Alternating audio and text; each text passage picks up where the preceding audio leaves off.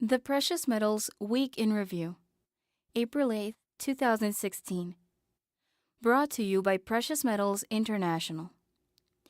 It was an interesting week as a massive data leak out of Panama shook the global political landscape, and the U.S. Treasury and the Obama administration combined forces and essentially attacked American businesses who chose to move their headquarters to countries such as Ireland to lower their tax bills, calling them unpatriotic. A massive data leak of over 11 million documents from the Panamanian law firm of Mossack Fonseca could shake the landscape of the world's political and financial elite. The data breach has already resulted in the resignation of Iceland's prime minister, a formal investigation in Australia, a growing pall of suspicion on UK Prime Minister David Cameron, and the implication of several top leaders in China. The papers, aptly named the Panama Papers, showed that the law firm helped set up shell companies for prominent political figures, actors, and even individuals and companies that are blacklisted under sanctions by the U.S. So far, the discussions that have broken out over the data contained in the papers have centered around how the political and financial elite used the schemes to avoid taxes, but soon the discussion is likely to turn to a deeper investigation of money laundering, financing terrorism, and sidestepping sanctions. The U.S. Treasury announced new rules this week that have provisions which make it more difficult for U.S. companies to purchase foreign companies and then, in turn, move their company headquarters overseas to lower their tax bills. This will mark President Obama's third attempt to address so-called tax inversions, but the measures will only be temporary unless the U.S. Congress actually takes steps to implement formal legislation and real changes to the existing U.S. tax code. The announcement had the immediate effect of killing what would have been the second-largest takeover deal in history between Pfizer and Allergan that could have resulted in the largest drug manufacturer in the U.S. moving to Ireland to lower its tax bill. The abrupt change in the rules for corporations seeking to complete foreign deals could also cause U.S. corporations to slow their expansion plans and scale back on hiring as the Obama administration injects complete and total uncertainty into their future business practices. The number of Americans filing initial claims for state unemployment benefits fell more than expected last week, dropping by 9,000 claims to a new seasonally adjusted level of 267,000 claims. The continued improvement in the employment sector will still likely be offset by the potential impact of weakening global economic growth.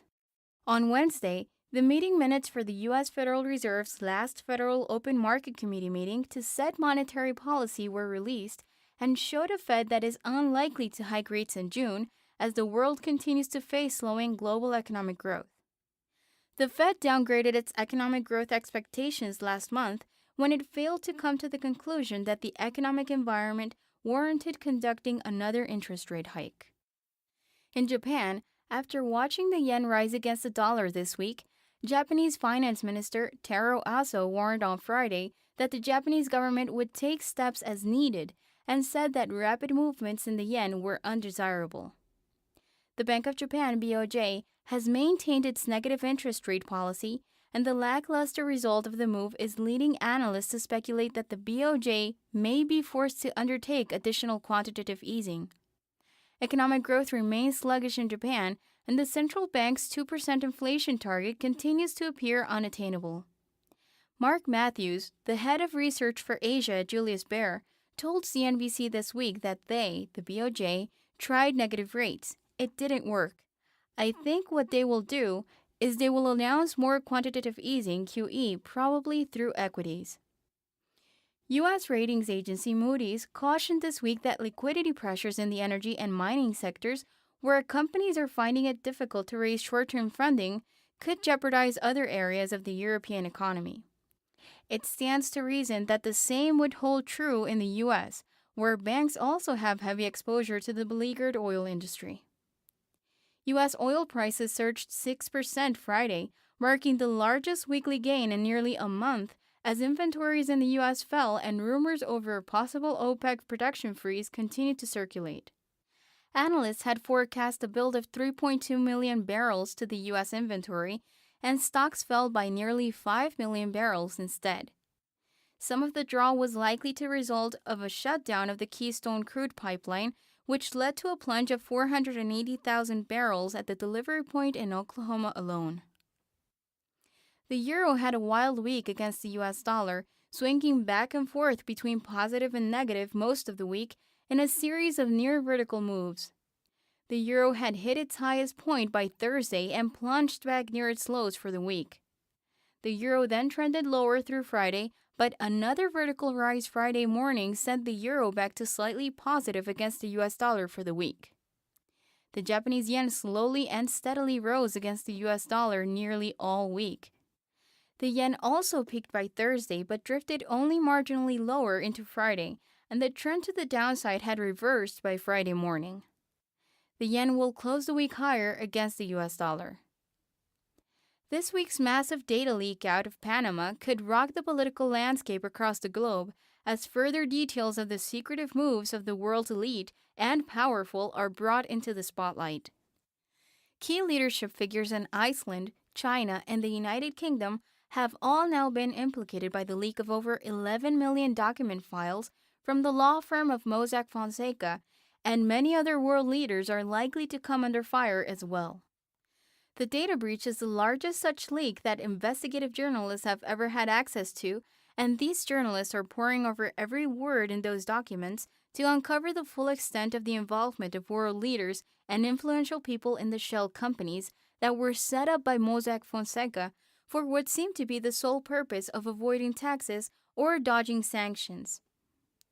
The timing could not be worse for shaking the confidence in the world's leaders, particularly across Europe. If David Cameron is forced to resign as the UK's Prime Minister over his participation in these offshore corporations, as Iceland's Prime Minister was, then the opposition party calling for the UK to exit the European Union when the time for the referendum arrives in June will likely see a renewed strength amid what will likely be extensive public uproar. Oil prices continue to see extreme volatility amid rumors of an OPEC production freeze and evidence that the global supply glut might slowly be working its way through the system is beginning to mount, according to analysts. Summer maintenance at oil rigs in the North Sea and maintenance at pipelines and refineries in the U.S. could be skewing the oil inventory data, however, as these cyclical events act to temporarily reduce the supply of oil. As stories emerge that energy and mining companies are struggling to find short-term funding, the banks that are heavily exposed to the debt loads of those same firms are likely beginning to sweat as those debts begin to come due. First quarter economic growth in the U.S. appears that it will be minuscule, according to some economists. Forecasts were already projecting minimal growth, but on Friday, those forecasts were scaled down even more. J.P. Morgan economists are now predicting that the U.S. economy only grew by 0.2% in the first quarter, far below their initial forecast of 0.7%. As stocks posted their worst week since February, and amid the growing political, geopolitical, and macroeconomic uncertainty, wise investors continue to diversify their portfolios away from heavy exposure to stocks by acquiring additional physical precious metals as part of their plan for a well-balanced portfolio. Remember that precious metals should always be viewed as a long-term investment, and that the key to profitability through the ownership of physical precious metals is to actually acquire and own the physical products, and to hold them for the long term. Always remember that you should never overextend your ability to maintain ownership of your precious metals over the long term. The Precious Metals Week in Review, April 8, 2016. Brought to you by Precious Metals International.